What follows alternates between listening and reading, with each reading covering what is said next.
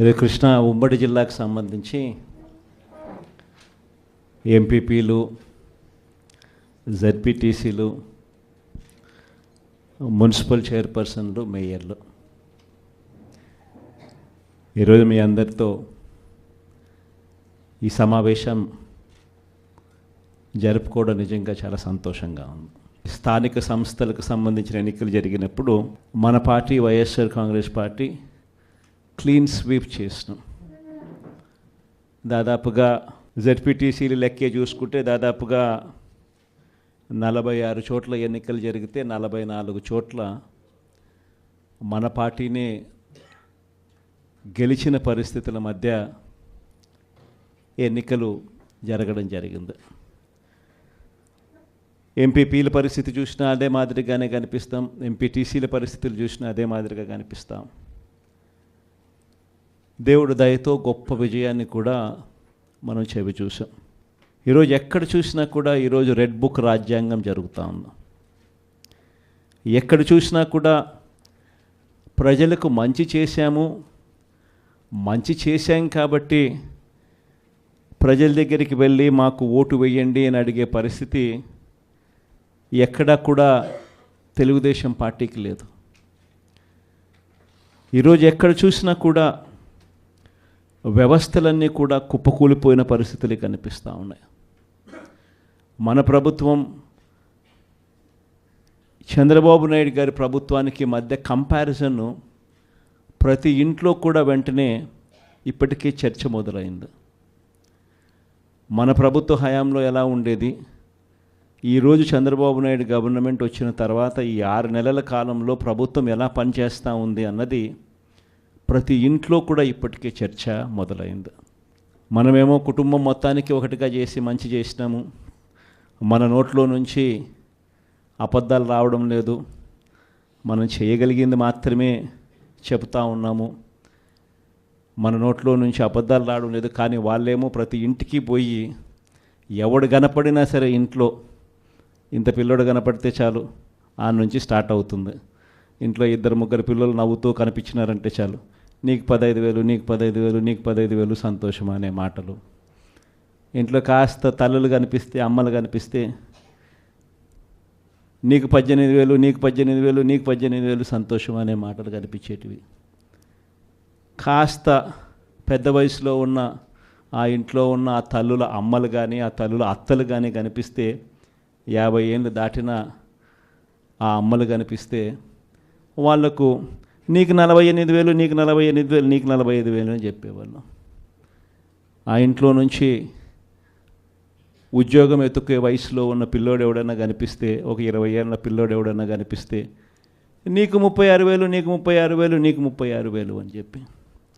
ఆ ఇంట్లో నుంచి రైతు బయటకు వస్తే నీకు 20,000, నీకు 20,000, నీకు 20,000 అని చెప్పే పరిస్థితి. నిజంగా ప్రతి ఇంటికి వెళ్ళి ఈ మాదిరిగా ప్రతి ఇంట్లో ఉన్న ప్రతి ఒక్కరిని చూసి ఏ ఒక్కరూ మిస్ కాకుండా ఇవన్నీ జరగబోతున్నాయి జరగబోతున్నాయి చంద్రబాబు నాయుడు ముఖ్యమంత్రి అయిన వెంటనే అని చెప్పి ప్రలోభాలు పెట్టిన నేపథ్యం ప్రస్ఫుటంగా కనిపిస్తూ ఉన్న పరిస్థితిలో కూడా నా దగ్గరికి వచ్చి చాలామంది కూడా చెప్పినారు, అన్న తెలుగుదేశం పార్టీ వాళ్ళు ఈ మాదిరిగా క్యాంపెయిన్ చేస్తూ ఉన్నారు, ఈ మాదిరిగా ప్రతి ఇంట్లో ఉన్న ప్రతి ఒక్కరిని కూడా చెడగొట్టే కార్యక్రమం చేస్తున్నారు, సాధ్యం కాని హామీలు అని చెప్పి సాధ్యం కావని తెలిసినా కూడా ఇస్తూ ఉన్నారు, మనం గమ్ముగా ఉంటే ఎలా అన్నా అని చెప్పి నా దగ్గరికి వచ్చి కూడా అడిగారు. కానీ అబద్ధాలు ఆడడం మన చేత కాదు. నాని ఎప్పుడప్పుడు అంటాడు, నాకున్న సమస్యలు ఏదంటే, అన్న నీతో ఒక సమస్య ఉంది అని అంటాడు. ఏం సమస్య లేదంటే అతి నిజాయితీతనం, అతి మంచితనం, ఈ రెండు మనకున్న సమస్యలు అని చెప్పి. కానీ ఈ అతి నిజాయితీతనం, అతి మంచితనమే రేపొద్దున మళ్ళీ మనల్ని అధికారంలోకి తీసుకొచ్చేటివి కూడా ఇవే. ఎందుకనంటే జగన్ ఇవన్నీ చేయగలిగాడు కదా, చంద్రబాబు నాయుడు దీనికన్నా ఓ 2-3 ఇంతలు ఎక్కువ చెప్తున్నాడు అంతే కదా.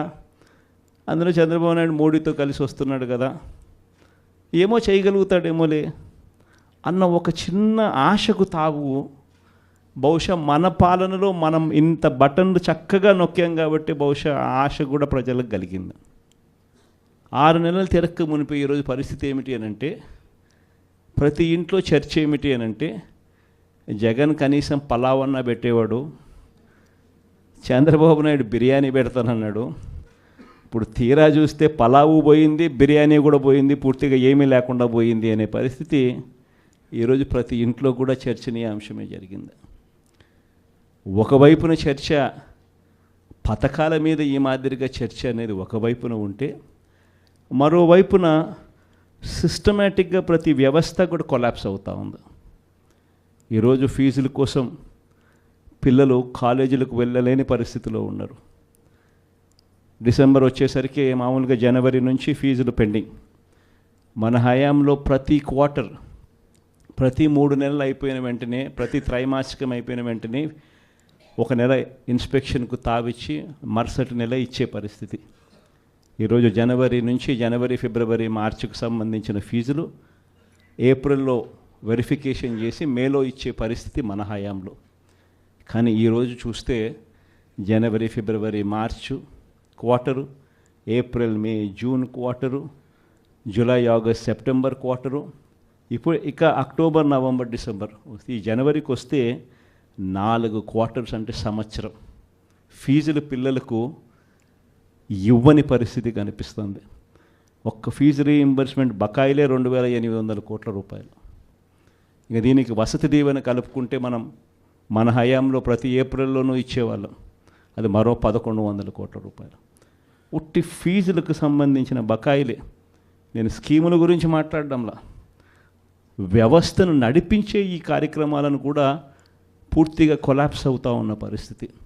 దాదాపుగా 3,900 కోట్లు కేవలం పిల్లల చదువులకు సంబంధించిన బకాయిలు.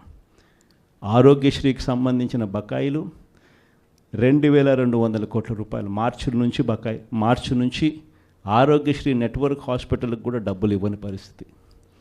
ఈరోజు పేదవాడు ఎవడు కూడా హాస్పిటల్ గడప ఎక్కాలంటే డాక్టర్లు వైద్యం ఉచితంగా అందిస్తారు అన్న నమ్మకం ప్రజల్లో సన్నగిల్లిన పరిస్థితి. దాదాపుగా మన హయాంలో నెలకు మామూలుగా 300 కోట్ల రూపాయలు ఆరోగ్యశ్రీ బిల్సు. మార్చి నుంచి ఇప్పటిదాకా ఒక్క బిల్లు ఇవ్వాల. దాదాపుగా 2,200 కోట్ల పైచిలుకు బకాయిలు. ఆరోగ్య ఆసరా గురించి ఇంక నేను చెప్పాల్సిన పని, అసలు ఆరోగ్య ఆసరా ఉందా, ఎక్కడుంది అని అనుకునే పరిస్థితిలోకి ఈరోజు ప్రజలు వచ్చినారు. 104, 108 ఫోన్ నెంబర్ కొట్టినా కూడా అంబులెన్స్ వస్తుందన్న నమ్మకం లేదు. వాళ్ళకు బకాయిలే, వాళ్ళు స్ట్రైకులు, ధర్నాలే. ఇలా సిస్టమేటిక్గా చదువులైతేనేమి, వైద్యం అయితేనేమి, ధాన్యం కొనుగోలు, చివరికి ధాన్యం కొనుగోలు పరిస్థితి కూడా ఎలా ఉంది అంటే, దళారీలు కొనేదాకా ప్రభుత్వం అడుగు ముందుకు వేయడానికి సిద్ధంగా లేదు. ఈరోజు ధాన్యం కొనుగోలుకు ఎంఎస్పి 1,720 రూపాయలు అయితే, ఈరోజు రైతులు 300 రూపాయలు తక్కువ రేటుకు ఇదే మీ కృష్ణా జిల్లాలోనే అమ్ముకునే పరిస్థితిలో ఈరోజు రైతులు ఉన్నారు. ప్రభుత్వం కొనాల్సిన సమయంలో కొంటే ఆర్బీకేల ద్వారా దళారీ వ్యవస్థ తీసేసి ఈ క్రాప్ చేసి పారదర్శకంగా మనం కొనుగోలు చేసినట్టుగా కొనుగోలు చేస్తే రైతులకు గిట్టుబాటు ధర వచ్చే పరిస్థితి నుంచి ఈరోజు గిట్టుబాటు ధర రాని పరిస్థితిలోకి మళ్ళీ రైతు వెళ్ళిపోయాడు. ఇలా ప్రతి వ్యవస్థ పూర్తిగా దిగజారిపోయిన పరిస్థితులు కనిపిస్తూ ఉన్నాయి. మరోవైపున చూస్తే రెడ్ బుక్ రాజ్యాంగం, దొంగ కేసులు పెట్టడం, ప్రభుత్వాన్ని ఎవరైనా కూడా విమర్శిస్తూ పోస్టింగులు చేసినా లేదా ఫార్వర్డ్ చేసినా కూడా కేసులు పెట్టే అధ్వానమైన పరిస్థితులకి ఈరోజు చూస్తూ ఉన్నాం. ఇవన్నీ కూడా జరుగుతూ ఉన్నాయి.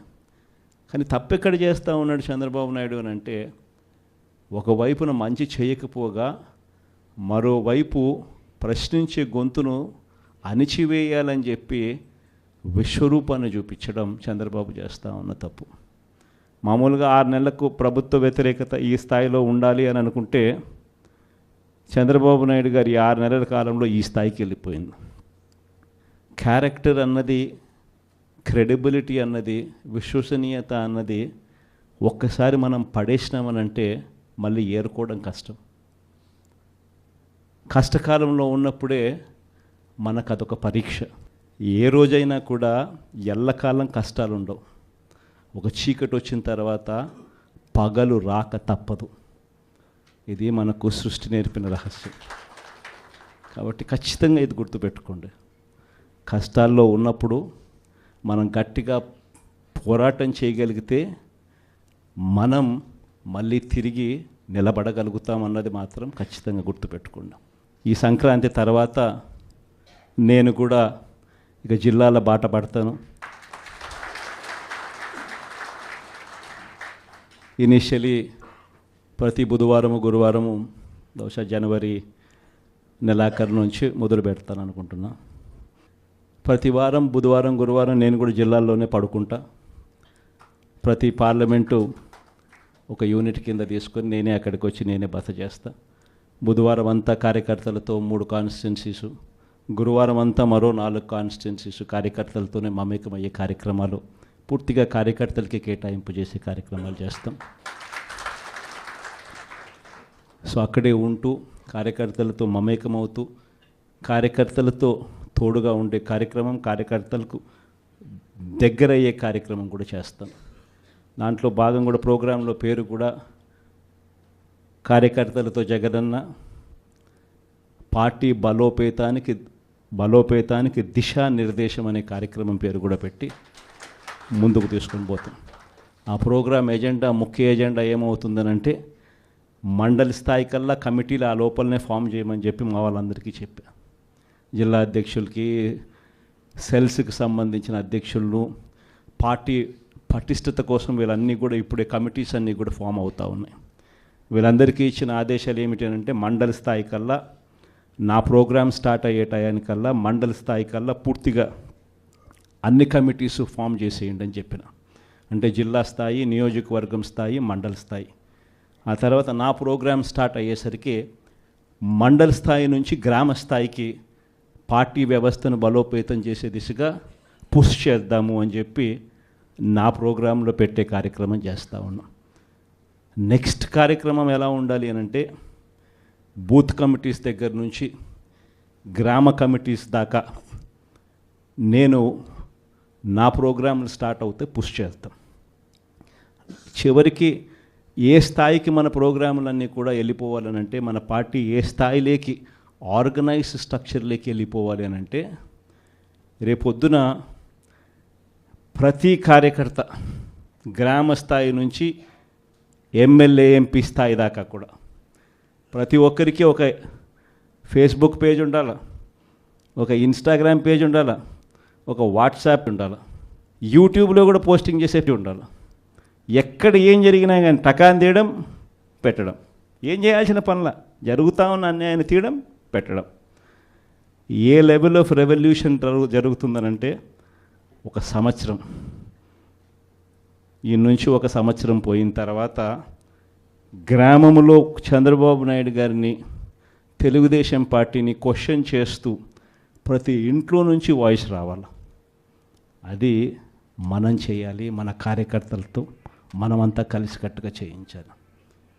ఏమైంది మా సూపర్ 6లు, ఏమైంది మా సూపర్ 7లు, ఏమైంది మాకు చెప్పిన మాటలు అన్న దగ్గర నుంచి ప్రశ్నల వర్షం మొదలవుతే, ఏమైంది మా స్కూలు, ఏమైంది మా హాస్పిటలు, ఏమైంది మా పంటల కొనుగోలు పరిస్థితి, ఏమైంది మా ఆర్బీకే కాడికి ప్రతి ప్రశ్న ప్రతి గ్రామం నుంచి కూడా లేయాలి.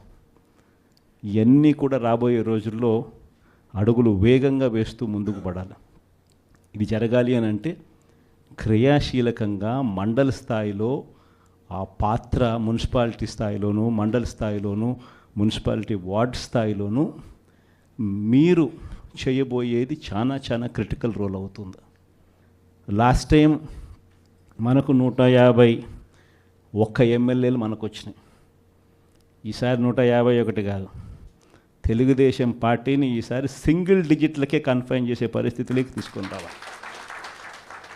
ఖచ్చితంగా దేవుడు మనతో ఈ పని చేయిస్తాడన్న నమ్మకం నాకుంది. ఎందుకంటే మంచి చేసిన మనకే ఈ పరిస్థితి ఉన్నప్పుడు, ఏ మంచి చేయకుండా కేవలం అబద్ధాలు మోసాలు చెప్పినప్పుడు ఆ మోసం అన్నది, ఆ అబద్ధం అన్నది కోపం కింద మారక తప్పదు.